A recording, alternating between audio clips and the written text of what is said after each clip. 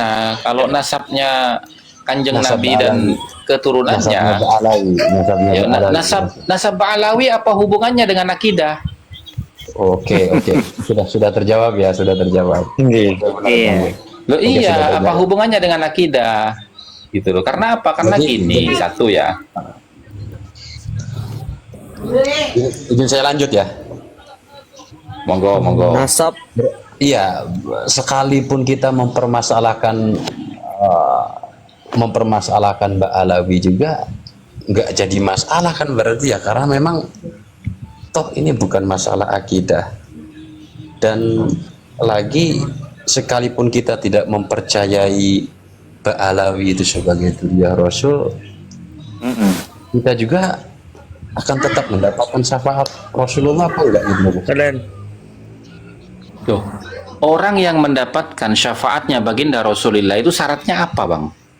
Nah itu kan syafaat Rasulullah itu kan ada 12 ya, gitu kan. Nah makanya kan Ya, yang di ya. Imam Muhyiddin itu kan bagaimana mau mendapatkan syafaat Rasulullah gitu kan, sedangkan cucunya aja di ini gitu, Dibenci. dibenci. Oke. Iya, Karena gitu. ini Jadi seperti itu. pertanyaan saya begini, Bang. Pertanyaannya begini, Bang. Sampean menuduh kita itu membenci cucunya Nabi. Sudah terkonfirmasi belum Mbak Alawi itu cucu Nabi? Betul. Kan belum. Belum Menurut itu. mereka kan sudah terkonfirmasi gitu loh, Kang Gus. Ya, Menurut mereka kalau ya, memang menurut Muhyiddin. ya, kalau Termasuk menurut Muhyiddin mereka ya. iya. Kalau menurut mereka terkonfirmasi, ya buktikan secara data keilmuan. Karena nasab ini adalah ilmu, nasab ini. Gitu loh. Kan tidak bisa kan di dalam kaidah ilmu nasab itu ya, fa innahu ma tsubita bil yaqini fa huwa khilafus shawab. Maka sesungguhnya apapun yang ditetapkan berdasarkan keyakinan itu menyelisihi kebenaran.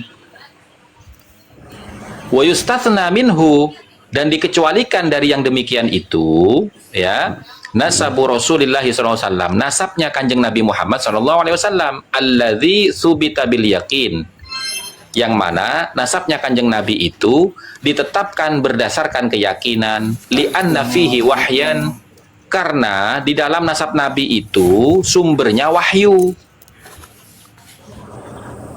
Nah, lalu pertanyaan saya, apakah sama nasabnya Ba'alawi dengan nasabnya Nabi? Berbeda ya. Ya jelas berbeda, wong nasabnya Ba'alawi bukan berdasarkan wahyu, sementara nasabnya Nabi Muhammad itu berdasarkan wahyu. Kan begitu. Yang tadi ada bebintik kah? Nah, kalau sudah ketahuan berbeda begitu, ya toh, maka bagaimana fatwanya Ibnu Hajar? Tuh dalam buku saya ada tuh Ibnu Fauzi, yang bagi likulli ahadin ayyakuna lahu ghiratun fi hadzal nasabi syarif wa dhabtuhu hatta la yantasibu ilaihi sallallahu alaihi wasallam ahadun illa bihaqqin. Seharusnya bagi tiap-tiap orang dari kalangan umat Nabi Muhammad itu memiliki kepedulian terhadap nasab yang mulia ini dan menelitinya sehingga tidak satu pun sebagai keturunan Nabi Muhammad kecuali dengan benar. Itu Ibnu Hajar nggih. Iya, dalam buku saya tulis itu. Ibnu Fauzi, minta tolong dibacakan di halaman berapa itu? Halaman berapa, Gus? Ya, jadi akan ya. Di buku saya itu, di awal-awal itu. Saya belum order, Kang Gus. Iya, order lah. Di Shopee ada. Di Shopee. Jadi kan lucu kalau ada orang mengatakan, ngapain kamu itu mengurusi nasab orang, sementara nasabmu sendiri nggak jelas. Loh, yang kita urusi ini bukan nasab orang, nasabnya Rasulullah dan keturunannya, gitu loh. Gimana sih? Iya.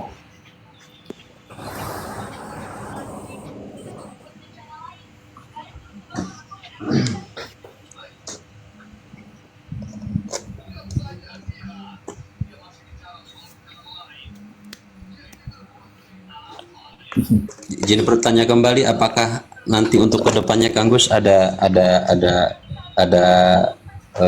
diskusi di salah satu kampus?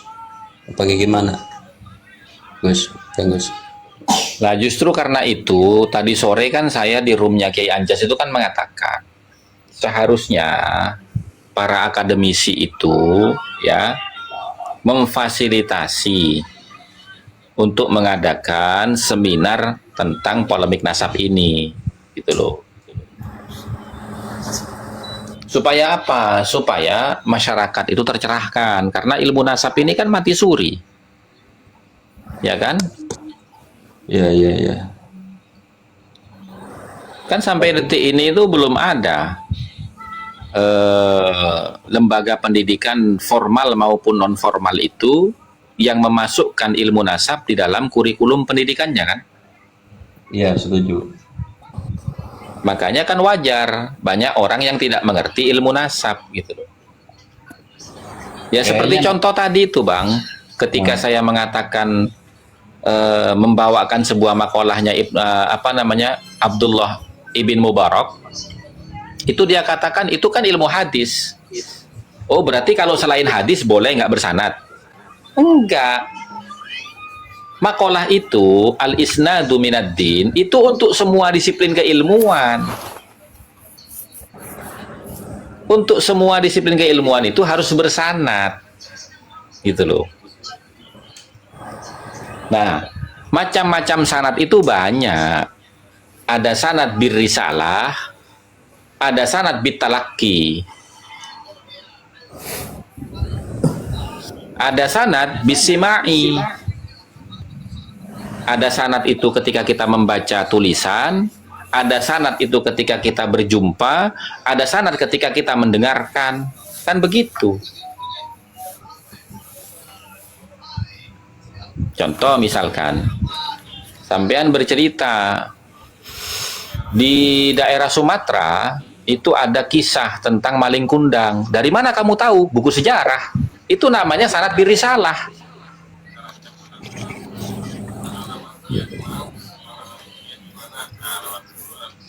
Murah loh jadi pintar. Banget. Dapat juga bukunya. Pesannya Nih, Bang. nggih. Kesana lo nih. Tunggu datang ya lagi nih. Pesan menyumpal bobuhan mukibin nih. Artinya hendaknya bagi setiap orang umat Rasulullah SAW memiliki kepedulian. Kita harus peduli akan nasab mulia Sidin dan menjaga kemurniannya, sehingga tidak ada seorang pun yang mengaku-ngaku sebagai keturunan Rasulullah SAW kecuali dengan benar. Itu perkataan daripada Ibnu Hajar Al-Haytami.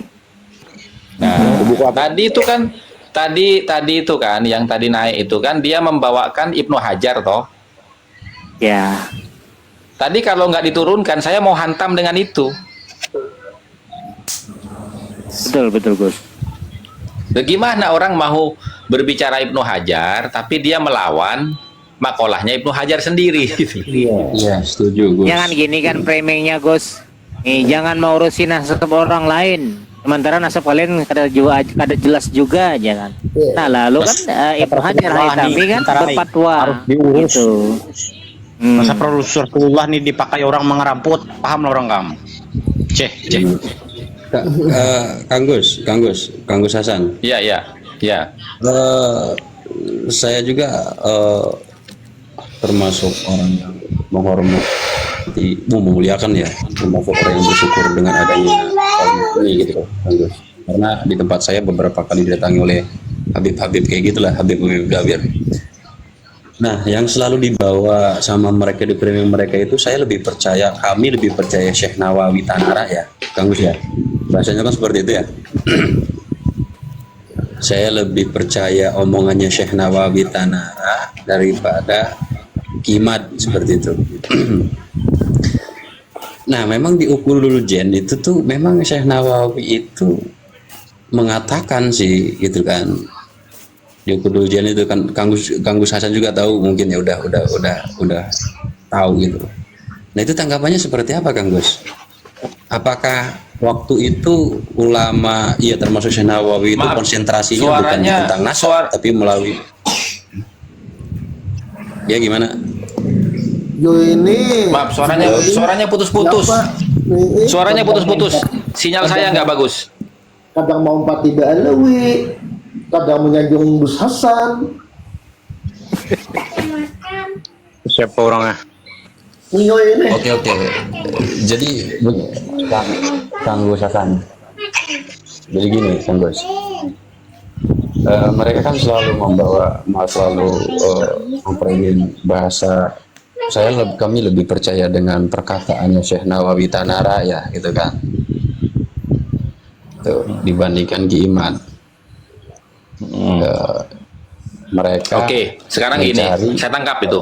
Saya tangkap. di ukud Oke. di Ukudul Jan itu memang dijelaskan juga gitu kan, melalui tulisan Syekh Nawawi. Tapi saya berpikir bener nggak sih waktu itu Syekh Nawawi itu terfokusnya bukan, konsentrasinya itu bukan di masalah nasab tapi di masalah fikihnya gitu loh Kang Gus. Apa kayak gimana? Mohon penjelasannya Kang Gus. Iya, artinya gini, dalam kalimat yang seperti apa dalam kitabnya Imam Nawawi atau Syekh Nawawi bin Umar Al-Bantani itu yang dianggap mengisbat nasabnya Ba'alawi, kalimatnya seperti apa coba? Kalimatnya nanti saya lihat di Ukudul Jan itu di halaman 5 kalau nggak salah.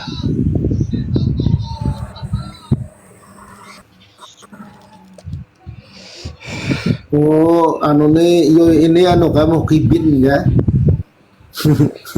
Pantas. Mau pimpin. Tapi ragu-ragu sudah bahaya dengan buan Khabibnya. Nah. Oh. Ragu-ragu sih Den. Enggak. Cari kebenaran, Dia lagi cari kebenaran. Iya. Biarkan dulu. Ya. Lihat ya bah kurau, batu bara yang ulun jagat. Intinya begini, Guru Ibnu coba dilihat itu di buku saya itu, saya menulis begini. Idza ra'ayna maktuban laisa maqsuduhu itsbatan nasabi lam nahmilhu ala itsbatin nasabi wala yajuzu at-ta'alluqu bihi idza kana maqsuduhu minhu ghairahu. Itu ada tuh di buku saya tuh. Itu pernyataan daripada Tajuddin As-Subki dalam kitabnya Fatawa As-Subki. Apabila kita melihat satu tulisan yang maksud dan tujuannya bukan mengisbat nasab, maka kami tidak akan membawanya sebagai referensi di dalam mengisbat nasab. Dan juga tidak boleh bergantung kepada catatan tersebut apabila maksud dan tujuan daripada catatan tersebut adalah selain daripada mengisbat nasab.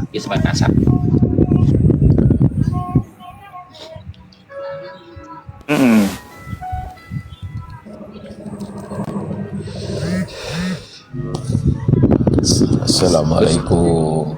Waalaikumsalam warahmatullahi wabarakatuh. Lanjut Gus. Ada kan Guru Ibnu? Ada. Halaman 34 nih. Iya. Ya Allah.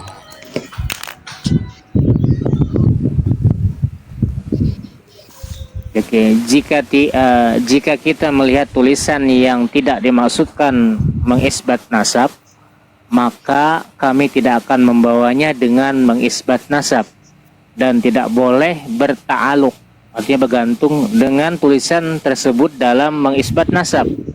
Jika adanya tulisan tersebut maksud dan tujuan yang lain. Jadi tidak disalahgunakan ya, Gus Hasan ya, tidak boleh.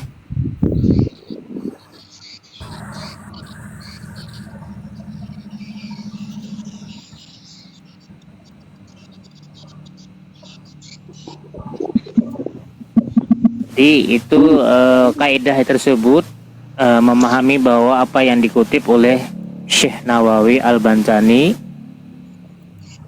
dan daripada Syekh Hashim Asy'ari dalam kitab-kitab beliau.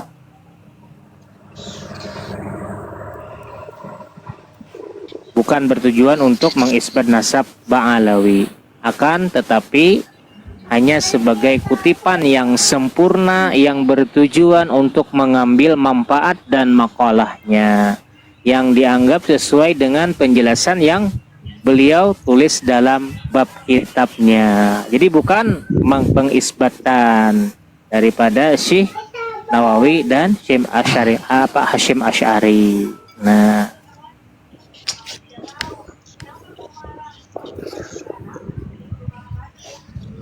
jaringan mungkin USSN. ya jaringan. Ya sinyal ini apa ya, menjengkelkan, tidak fokus, Lu lagi ada di mana Gus? Kok sinyalnya jelek? tidak mau diam.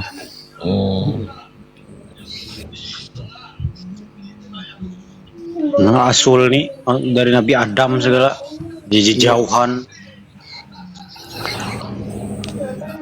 Nah coba pian orang pian lihat nih, nah Sayyid asli keturunan Rasulullah nah sidini. Lihat nih mau mata sidin, kada karas pang kada menyumpah-nyumpah. Saya bingung ini ya.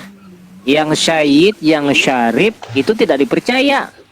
Yang Habib dipercaya. Jadi di mana otak ya para muhibin ini ya? Letaknya gitu aja ganjil ya.